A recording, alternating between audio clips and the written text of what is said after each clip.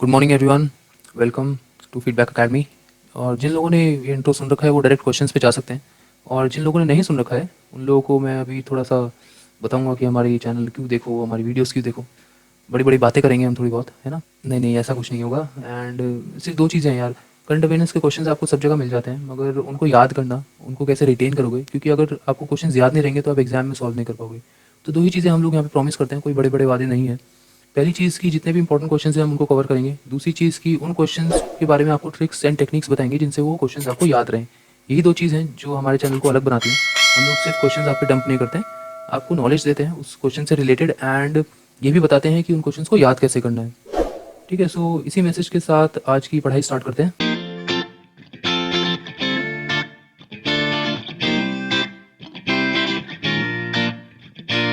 पहला क्वेश्चन है, which mobile app launched to facilitate transportation of food grains. एक mobile app launch हुई है जिससे कि हम लोग जो भी फूड ग्रेन्स हैं हमारे, उनकी जो आवाजाही है, उनका जो ट्रांसपोर्टेशन है उसको आसान करेंगे। तो उस मोबाइल ऐप का नाम क्या है? उस मोबाइल ऐप का नाम है किसान रात। सो इस मोबाइल ऐप में क्या कर रहे हैं हम लोग, ये एग्रीकल्चर मिनिस्ट्री ने लॉन्च करा है। तो इस मोबाइल ऐप से जितने भी डायरेक्ट फार्मर्स से गवर्नमेंट उठाएगी, जैसे क्या होता है ना, कभी कभी बिचौलिए जो होते हैं या फिर जो बीच बीच के ट्रेडर्स होते हैं, उनसे गवर्नमेंट यूजुअली जितने भी फूड ग्रेन्स वगैरह है वो खरीदती है। मगर क्योंकि हम लोगों का जो फार्मर्स हैं वो अभी बहुत डिस्ट्रेस में हैं, उनको बहुत कठिनाइयाँ आ रही हैं, तो इसलिए ट्रांसपोर्टेशन ऑफ फूड ग्रेन्स को बेहतर बनाने के लिए सीधा हम लोग फार्मर्स से लेंगे एंड वो इस पर रजिस्टर कर सकते हैं, एंड देन गवर्नमेंट उनसे डायरेक्टली ले सकती है। जैसे कि आप देख भी सकते हैं, transfer the agriculture produce from farm gate to the markets.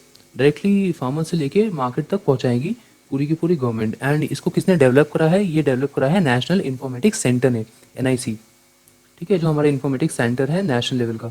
And क्योंकि एग्रीकल्चरल मिनिस्ट्री के बारे में बात हो रही है, तो यूनियन मिनिस्टर ऑफ एग्रीकल्चर जानना बहुत इंपॉर्टेंट है। हम लोगों ने काफ़ी डिस्कस भी करा है इनके बारे में, एंड मैं चाहूँगा कि आप लोग मुझे इनके बारे में कमेंट बॉक्स में लिख के बताएं कि इनका नाम क्या है। यूजुअली हर दूसरी वीडियो में इनका नाम आ जाता है, एंड हिंट के लिए मैं आपको इनकी फ़ोटो दिखा देता हूँ। इनका नाम बताइए आप मुझे कमेंट बॉक्स में लिख के कि इनका नाम क्या है। एंड इसको याद कैसे करेंगे? देखो यार, क्योंकि फूड ग्रेन्स के बारे में बात हो रही है, तो फूड ग्रेन्स कौन प्रोड्यूस करता है? फूड ग्रेन्स प्रोड्यूस करते हैं फार्मर्स। फार्मर्स को हिंदी में क्या बोलते हैं? किसान। एंड अब क्योंकि हिंदी की बात हो रही है एंड फार्मर्स और गाँव और विलेजेस की बात हो रही है, तो पुराने ज़माने में एक से दूसरी जगह पे ले जाने के लिए क्या यूज़ होता था? बग्गी यूज़ होती थी या फिर रथ यूज़ होते थे, राइट? तो उससे आया रथ। तो इन दोनों को कंबाइन करके किसान रथ नाम की ऐप बनी है, राइट। नेक्स्ट क्वेश्चन की बात करें तो वर्ल्ड हेरिटेज डे हम लोग कब मनाते हैं? वर्ल्ड हेरिटेज डे हम लोग मनाते हैं 18th ऑफ अप्रैल को। यह 18th ऑफ अप्रैल को। ये हम लोग क्यों मनाते हैं? ये हम लोग मनाते हैं कि जितने भी हमारे मॉन्यूमेंट्स हैं, जितनी भी हमारी साइट्स हैं, मॉन्यूमेंट्स एंड साइट्स हैं, उनको प्रिजर्व करने के लिए, उनको कंजर्व करने के लिए, अवेयरनेस क्रिएट करने के लिए हम लोग ये डे मनाते हैं। इस क्वेश्चन में देखो, सबसे पहला क्वेश्चन तो इससे यही बन सकता है कि हम लोग कब मनाते हैं। दूसरा क्वेश्चन ये बन सकता है कि इसको और क्या बोलते हैं। कभी कभी वर्ल्ड हेरिटेज डे के नाम से नहीं आता है, ये आता है international day of monuments and sites के नाम से। ठीक है, कि ये कब मनाते हैं, तो ये वर्ल्ड हेरिटेज डे का ही दूसरा नाम है। एंड इसको कौन सी ऑर्गेनाइजेशन बनाती है? इसको बनाती है आइकोमॉस। ठीक है, आइकोमॉस क्या है? आइकोमॉस है international council on monuments and sites.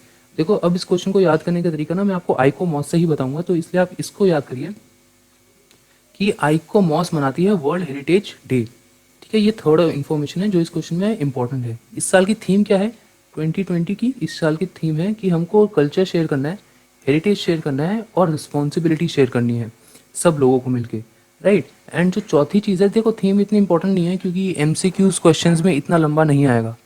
ठीक है, तो अगर कर सको तो कर लेना, नहीं तो अगर अवॉइड करना है तो आई वुड सजेस्ट कि ये वाला पॉइंट अवॉइड कर सकते हो याद करने के मकसद से। मगर 4-5 बार पढ़ोगे तो याद अपने आप ही हो जाएगा, तो उसकी टेंशन लेने की ज़रूरत नहीं है, राइट। चौथा पॉइंट जो है आपको याद रखना है वो ये है कि 38 साइट्स हैं इंडिया में हेरिटेज। ठीक है, सो इंडिया में भी 38 हैं। एंड इस क्वेश्चन को याद करने का तरीका देखो, मैंने आपको बताया था ना, आइकोमॉस से याद कर सकते हैं, है ना। आइकोमॉस में देखो ये 2 O हैं और ये I है, तो इसका I निकाल लो, ठीक है, और 2 O है, इसके 2 O बना लो, तो 18th ऑफ अप्रैल को हम लोग याद करते हैं। अब कुछ लोग बोलेंगे अरे ये तो बहुत सिली सा लॉजिक है। हाँ यार, सिली तो है ही। तो याद क्या, मैं तुमको आइंस्टाइन की थ्योरी बताऊंगा याद करने के लिए? अगर किसी भी तरह याद करो यार, मगर मेन होता है एग्जाम निकालना। एक बार एग्जाम निकाल लिया ना तो कोई ये नहीं देखता कि आपने कैसे याद करा था या आपने कैसे क्वेश्चन सॉल्व करा। ठीक है, सॉल्व करो question and move to the next question. Third question है, टीवीएस, जो आपने सुना भी होगा, टीवीएस ने कौन सी ब्रिटिश ब्रांड को एक्वायर करा है? अभी बहुत ही बड़ी आइकॉनिक स्पोर्टिंग मोटरसाइकिल के ब्रांड को, ब्रिटेन की ब्रांड को एक्वायर करा है। वो कौन सी ब्रांड है? तो वो कोई और नहीं है, वो है नॉर्टन। ओके, नॉर्टन को इन्होंने एक्वायर करा है। एंड नॉर्टन मोटरसाइकिल्स है, बेसिकली इन्होंने इलेक्ट्रिकल डिवीजन जो नॉर्टन मोटरसाइकिल्स है ना उसको एक्वायर करा है, जिससे कि टीवीएस अपना इलेक्ट्रिक बाइक का जो वेंचर है वो स्टार्ट कर सके। एंड 16 मिलियन यूरोज में हुआ है ये डील। एंड जो टीवीएस के सीईओ हैं, ये है मिस्टर सीईओ, ये कौन है? K N Radhakrishnan. Next question है, which state government decides to give INR 10,000 every month to health workers treating corona patients? अब कौन सी स्टेट है जो कि 10,000 रुपये देगी उनके कोरोना पेशेंट्स को? तो वो है कोई और नहीं है, वो है मध्य प्रदेश। ठीक है, मध्य प्रदेश स्टेट है। तो वो 10,000 रुपये देगी जितने भी उनके हेल्थ वर्कर्स हैं, पैरामेडिकल स्टाफ हैं, जितने सफाई कर्मचारी होते हैं हॉस्पिटल्स वगैरह में, उन लोगों को, जिससे कि उनका हौसला बढ़ाने के लिए और एक तरह से उनको ऑनर करने के लिए। राइट। सो मध्य प्रदेश, क्योंकि आसान सा क्वेश्चन है इसलिए देख लेना, इसको कोई याद करने की कोई ज़रूरत है नहीं। ठीक है, एक दो बार पढ़ोगे तो आपको अपने आप याद हो जाएगा। मध्य प्रदेश से रिलेटेड एक दो जो इंपॉर्टेंट चीज़ें हैं वो देख लेते हैं। मध्य प्रदेश के जो सीएम है वो कौन है? शिवराज सिंह चौहान। ठीक है, एंड उनके गवर्नर कौन है? लालजी टंडन। अब इनमें से ये हैं शिवराज जी और ये है लाल जी।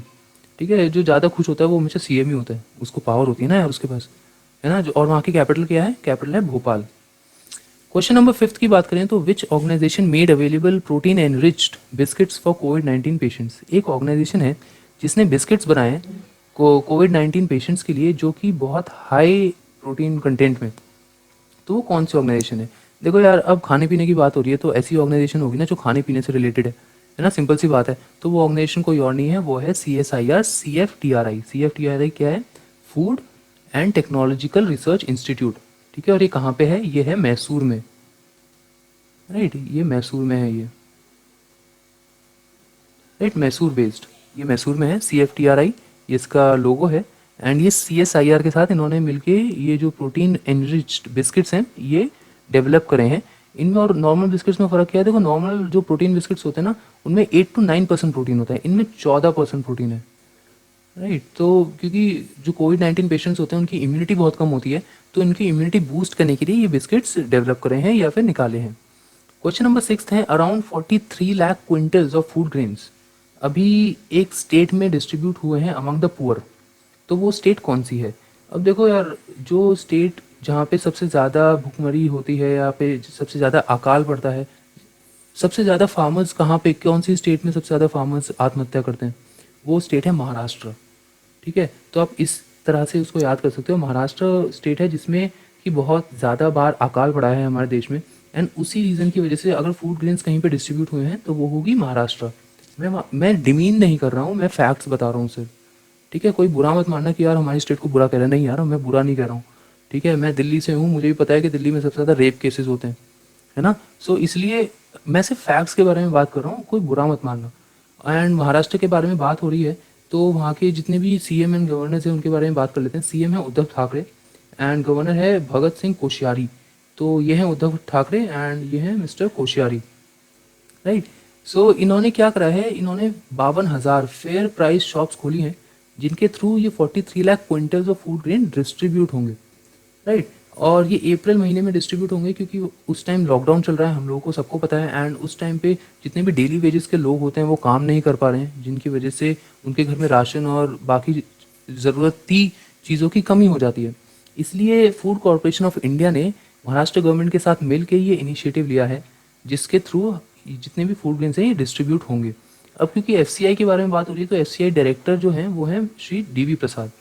ठीक है, इस क्वेश्चन में आपको याद क्या करना है? एक तो महाराष्ट्र, राइट, एंड जो उनके सीएम और गवर्नर है। क्वेश्चन नंबर 7 है, CISR ने एक ऑर्गेनाइजेशन के साथ, अभी हमने पढ़ा था ना CSIR है और इसने CFTRI, इसके साथ मिलके बिस्किट्स बनाए थे। तो ऐसे ही CSIR ने एक और ऑर्गेनाइजेशन के साथ मिलके एक ओवरऑल सूट बनाया है, एक कवरऑल सूट बनाया है हेल्थ वर्कर्स के लिए, जिनसे कि वो कंटेमिनेट ना हो जब वो कोरोना वायरस पेशेंट्स को ट्रीट कर रहे हैं। तो वो ऑर्गेनाइजेशन कौन सी है? ये देखिए, ये एक कवरऑल सूट्स बनाया है, तो वो ऑर्गेनाइजेशन है NAL। ठीक है, NAL ऑर्गेनाइजेशन है एंड NAL क्या है? National aerospace laboratory.